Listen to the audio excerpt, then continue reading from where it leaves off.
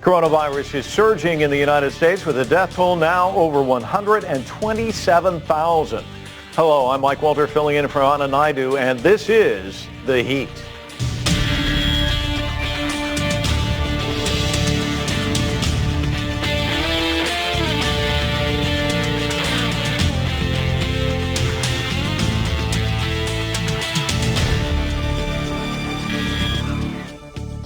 COVID-19 cases are showing a sharp increase in several states across the United States just days before Americans celebrate their national holiday on July 4th. Tens of thousands of new infections are being reported daily, with the states of Florida, Texas, Arizona, and California all hard hit.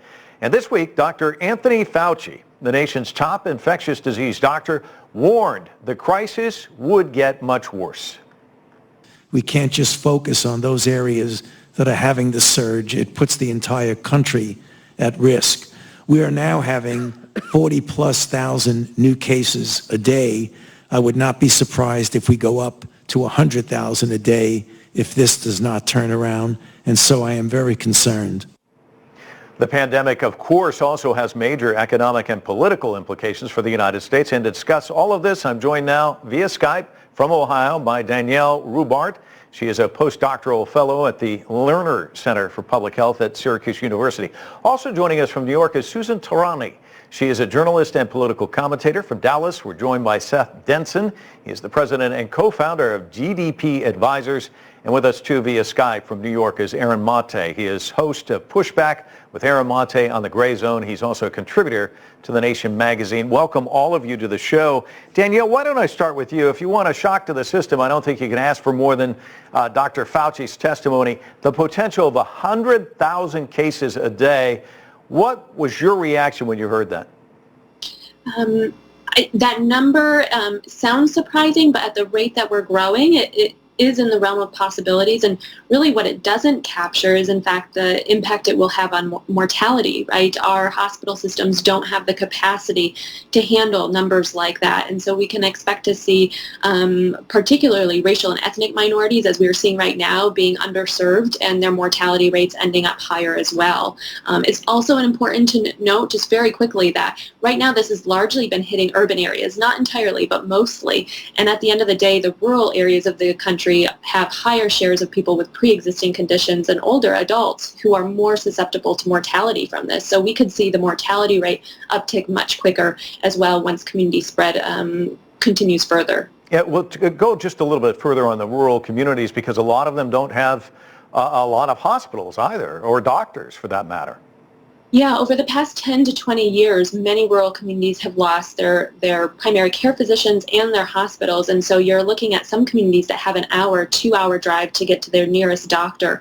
And at the end of the day, they may get there and there might not be even the facilities to be able to handle their needs. And so right now, things are being handled, but as community spread continues, we have to be thinking about the vulnerable populations who are most susceptible to passing away from this virus. It looks pretty dire in some respects. Susan, I know you've traveled and reported from a number of areas, Iraq, Iran, Lebanon, Egypt. Give me your sense on how the world community is viewing the United States. We know the EU has this travel ban. They're not allowing Americans in because they're concerned about these spikes. They are. They're watching the United States very carefully. First of all, as one of the countries who's leading the coronavirus pandemic, but also one of the countries that's usually part of the solution when it comes to a global fight against a pandemic like the coronavirus. And, recently there was the Senate Committee on Foreign Relations panel from a group of global health experts who came out and said that the United States, trying to threaten to leave the WHO was probably one of the worst decisions it had made, considering the fact that a pandemic like COVID needs international surveillance, and the United States might be too ambitious in trying to figure out that it can lead alone single-handedly an issue like this, considering the fact that it's at the forefront of combating the pandemic right now. And as harsh as it may sound, these experts were saying that, and they were global, they were from the United States and elsewhere. The United States needs to, first focus on its own borders before trying to, find a solution for other parts of the world as well. So this sense of unity among other countries to come together to fight this pandemic is very strong right now. The European Union is standing very strong with each other. Other nations are working together to try to find a unified solution to this. And, people are wondering and looking at the United States right now, especially at the United Nations, and wondering whether or not the United States is being perhaps too ambitious with the current administration in thinking that it can handle this pandemic on its own. Seth, you're in one of the ground zeros here in Texas. We're looking at states, Florida, for example, Texas, Arizona. They all have Republican governors. All of those governors were anxious to get the economy revved up again, get people back to work. Were they too ambitious? Well, I think you've got to start to look at this in a different way. It's easy for us to, I think, look through this as either a healthcare lens or an economic lens. But the reality is those two things are very much linked. And when you have a situation where we've effectively shut down our economy, you have to start understanding the underlying healthcare consequences that can come from that.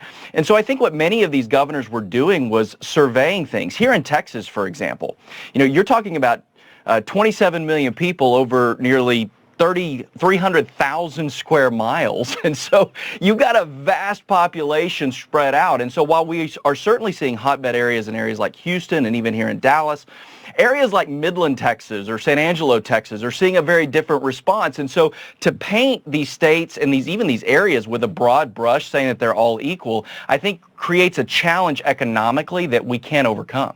It's interesting, though. Hindsight, obviously, is always 20/20. But Texas Governor Greg Abbott said earlier that if he could go back in time, he would have been slower to open up the bars in the state. Right now, today, 8,000 new cases, a single-day record. What's the sentiment of people that you talk to there in Texas? It's mixed. I mean, you certainly have those that are being much more cautious. I personally don't go anywhere without wearing a mask. Until I'm on camera, of course. But I think that there is a mixed sentiment. And this is the real challenge here. And this is a problem that does not have a political agenda. Coronavirus doesn't care if you're Republican, Democrat, a Trump supporter, or Biden supporter. And so I think what's happening, though, is we are seeing this somewhat drawn down party lines. What we have to start realizing, though, is that for those entrepreneurs that started and opened that bar to be shut down by the government without a real safety net, yes, we can talk about CARES Act and PPP money, but the reality is these folks have a dire situation ahead of them, and to compare maybe myself to them really isn't a fair comparison at all. Aaron, we're talking about state governors. Many of them, as I said, Abbott in some respects kind of, if he could go back in time, would change some elements of what he's done. David Frum is out with a rather critical assessment of Trump in The Atlantic. He's titled it, "It's Trump's Plague Now." And he's not the only one to say that. Of course, Joe Biden, who's running against Trump, has also come out with a rather critical assessment. Let's have a listen. It didn't have to be this way. Month after month, as other leaders in other countries took the necessary steps to get the virus under control, Donald Trump failed us. Month after month, as many of us urged him to step up and do his job, he failed us. So let me ask you this, Aaron, your thoughts on this. We're also seeing polling that's really showing a lot of Americans kind of siding with Joe Biden. He's losing, at least at this stage, in a lot of these, states that he really needs if he's going to win in November. And we have this new poll out. It says that he basically pushed the states to open too quickly to boost his re-election efforts. I want to get your thoughts. I think all the criticism is fair. I mean, look, even before the pandemic hit, what did Trump do? He closed down some vital positions on the National Security Council that were tasked specifically with dealing with pandemics. And I think that cost the U.S. He also cut back cooperation with China, so he reduced the number of U.S. officials who were on the ground working with the Chinese CDC to monitor, for exactly situations like this. And then what happened when the pandemic hits? in early January that China warned the U.S. government. The genome was sequenced. So we had a pretty good understanding of what this was pretty early on. Other nations prepared, and that's why their casualties were just so much less than the U.S., which has, about 4% of the world's population, but about a quarter of its reported cases and deaths. So it's unacceptable, and I think huge responsibility does lie with President Trump, who has, since his hit, has sent a bunch of mixed messages. He disparages and makes fun of people for wearing masks in public. He holds these events like recently in Tulsa. Now he's holding one on July 3rd at Mount Rushmore. He has pushed remedies that don't have scientific merit to them. So his handling of this has been all over the place. The one thing I think that is not his fault and that he inherited is that we have a healthcare system, unlike pretty much anywhere else in the world, where it's a for-profit system where your healthcare is tied to your employer. And I think the fact that we have that system, which is not Trump's fault, has made this pandemic even worse because it's left people without vital care and vital options to get care when they get sick. Aaron, today he basically doubled down in an interview with Fox. He said, I think we're going to be very good on the coronavirus. And again, saying it's sort of just going to disappear. Give me your thoughts on that.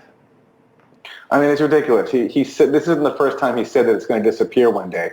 He's living in a fantasy land. And I'm surprised actually that it hasn't cost him even more in the polls than it already has. I suspect if the current trends hold, it will start to cost him, because how can people look at what we're facing with, a record number of cases just being reported, highest number of cases in the world, and Trump is still going on TV and saying that one day it will just disappear. I mean, it's magical thinking, and it's a farce. The whole world is laughing at us because it's just so ridiculous. And Seth, can he turn this around? Can he do a course correction? Do you think it's wise to be out there saying it's going to sort of disappear when, again, I pointed out in Texas, a single-day record there today, and we're seeing spikes all over the place?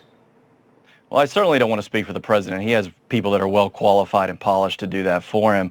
But what I can say, though, is with regards to our healthcare system here in the United States, let's recognize that, yes, Trump didn't inherit this system, but the vast majority, roughly by most estimates, about 70% of all innovation comes from the United States of America. The rest of the world benefits from government-run healthcare because we don't have it here.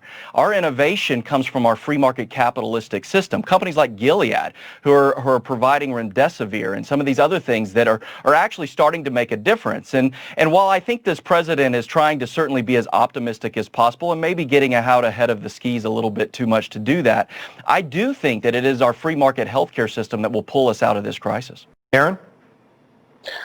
Well, it's funny, the mention of remdesivir. The WHO just criticized the U.S. because the U.S. has just purchased pretty much Gilead's entire stockpile of that, depriving the rest of the world of an opportunity to try it out in their COVID treatments. And that, to me, is not free market capitalism. That is state capitalism, where the U.S. uses its power to buy up the entire stockpile of a drug the whole world can use. And it goes against the WHO standard is sharing drugs and medicine equitably. In terms of this notion that our free market healthcare system will, I mean, look at the reality right now. As I said before, we have 4% of the world's population, 25% of the world's cases and deaths. I mean, and that you can look at that and say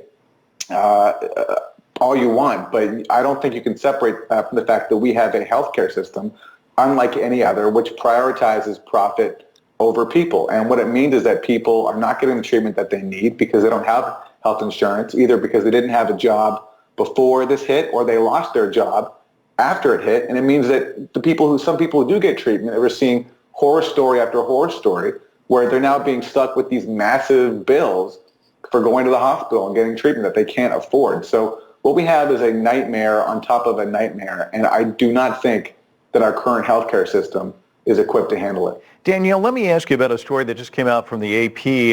They say that the U.S. public health system has been starved for funding for decades, which I think we all are well aware of. They profiled local healthcare workers who are working 7 days a week now because of this. They're facing public backlash. They also have fears that they'll lose their jobs as well.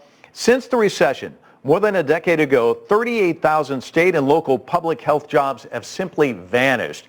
How serious a problem is that? It's a serious problem, especially during a pandemic. What we're also seeing is that loss is not evenly distributed across the U.S. So we have healthcare deserts and pockets where we're seeing the impact of that more so than other areas. And so as we think through the next likely at least year of this pandemic, it will be the communities with the fewest resources to be able to fund hospitals, the largest shares of folks who need healthcare, and the largest share of folks who are typically left behind, racial and ethnic minorities, who will likely be hurt the most by that lack of health care. Susan, we've seen people who've been starved for that interaction. They've been holed up in their houses, and once things started to ease, we saw a lot of people going out to the beach and different events and gathering, and then of course we started to see these spikes. 4th of July is just around the corner. What are some of the fears that we should have in terms of additional spikes, do you think? You know, we saw these kind of social distancing rules and regulations ease up on the one hand, and just to follow up on the healthcare issue, one problem that the healthcare industry is having right now is that people are having a difficult time. Doctors and hospitals are having a difficult time in bringing in patients with symptoms like, just not regarding COVID, but with heart disease or diabetes. They're having problems with bringing these patients back into the hospital because of the fear of the spike in COVID. So on the one hand, we have to really pay attention to the numbers, but on the other hand, there is that kind of sense of fear among the public that might not be exactly correct in terms of the information that they're getting. So that's something that people are concerned about as they gather. It's not just the social distancing or wearing the mask that's become highly politicized right now, that it's really a blue state red state situation, but it's also going to the hospital when you're sick and how doctors are treating you. I mean, these all fall into that category as well. Seth, you brought up the economic piece of all of this earlier, and I heard one business owner today saying that you can't go for several months being starved of oxygen, and of course what he means by that is revenues, your business will just go under.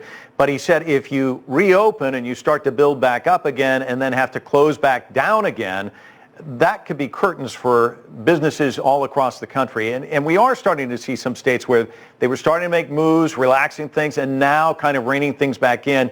What's that going to do for some of these small businesses across the United States? Well, I don't think there's any question it's going to be detrimental, but keeping them closed would be detrimental as well. And I think it's easy for us to Monday morning quarterback or look at this through just a healthcare lens or just an economic lens.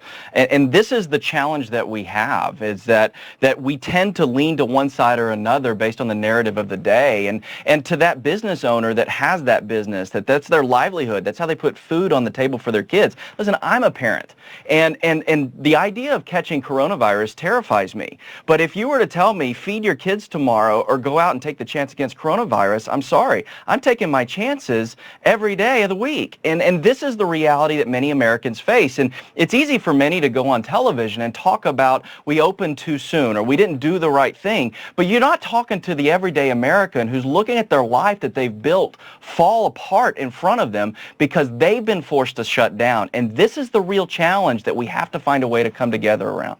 Aaron, Seth's talking about the business owners, but we also know that a lot of those employees who are out of work are also struggling. There's been a lot of talk about evictions and some of these other issues. Take this down the road a piece for us. I mean, what are some of the economic hardships we're going to see for just regular folks out there? Well, look, I think this is where, everybody has a common critique in that it's totally fair for a small business owner or for an employee of a business, however size, to feel frustrated. But this is where I think the federal government has really let everybody down. People did their part. Everybody stayed indoors. They socially distanced for many months. And during this time, the federal government, and this is where I think Trump has primary responsibility, but not just him, didn't do its job. They didn't prepare properly. They didn't roll out a comprehensive testing and contact tracing program. And Congress didn't pass what people need.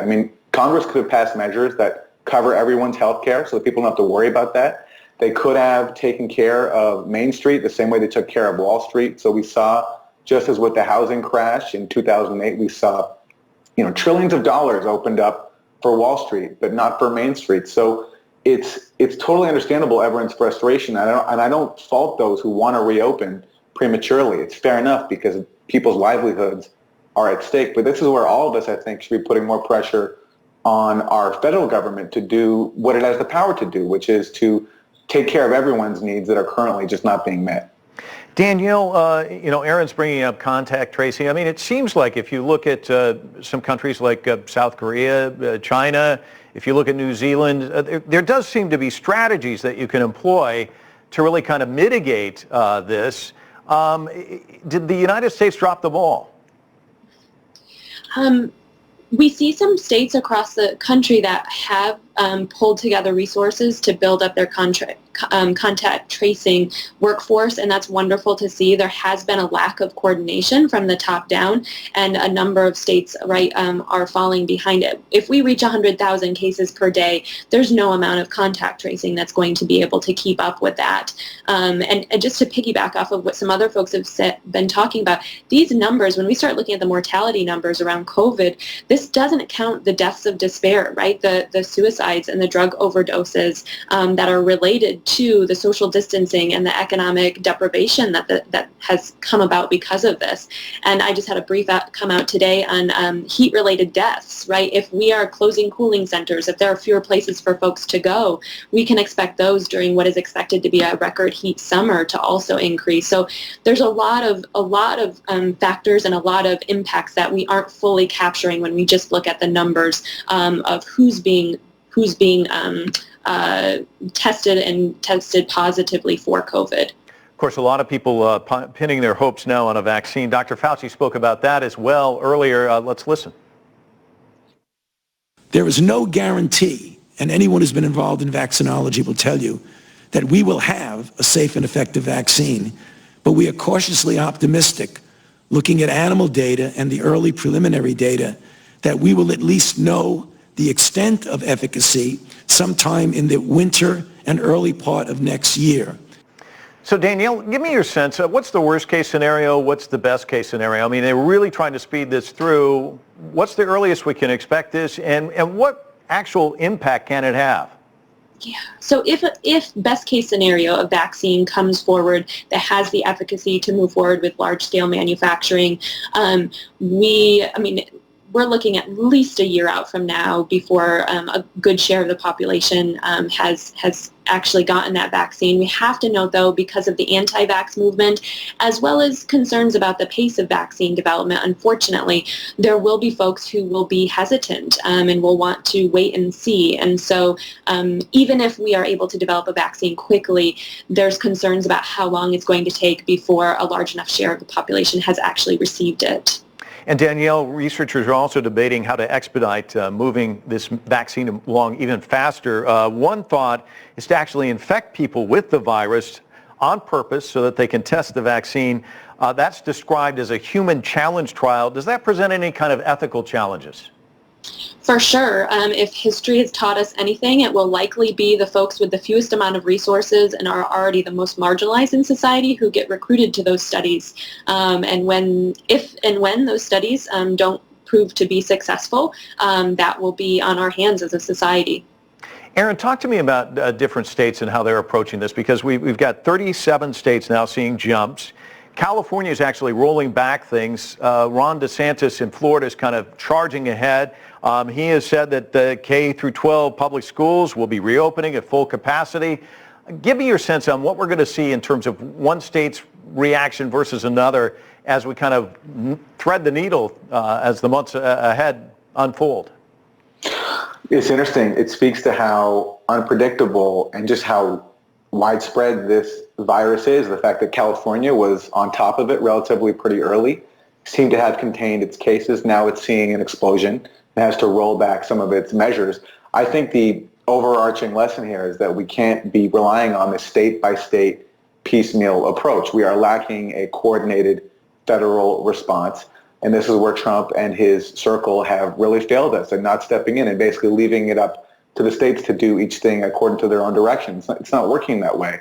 And now we're seeing the states, out west and in the south that initially were not that hard hit.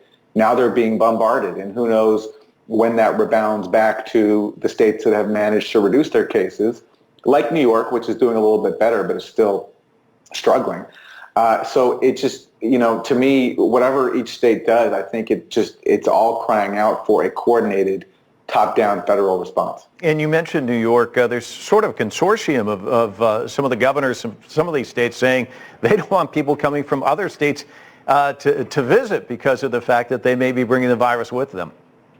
Yeah, and that's fair. You can't blame people for that, because it's a scary time. And it's this awful time where we all have to make sacrifices. And when you don't have, I think, leadership coming from the top, from the White House, it leads to this sort of chaotic free-for-all atmosphere where no one quite knows who to trust, who to listen to, especially when you have the president and vice president, for example, refusing to wear masks in public. That's something very basic they could do to show an example for everybody about what kind of minimal precautions to follow, but they won't even do that. So every state in its own way is suffering from the mismanagement of Washington.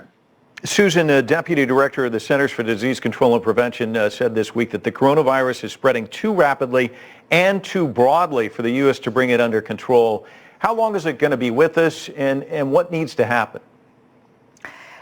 Ultimately, I would agree that we really lack leadership on the coronavirus right now, and it's evident. I mean, one way to put it is we're in an election year, and the White House perhaps has decided to basically drop the ball on the coronavirus issue because it knows that it's a losing issue, and perhaps it's more comfortable for the President of the United States, Donald Trump, to be an economic cheerleader rather than deal with the nuances of a public health crisis. Although I do agree that these two right now at this point really come together and have to be treated as something that are complementary to one another. But the White House doesn't see that. So as long as there isn't a coherent understanding on how to move forward, and as long as the issue is being so politicized to an extent where wearing a mask is politicized and is considered a lack of freedom of speech on the one side and a lack of a public health issue on the other side, and it's about being a patriot or not being a patriot,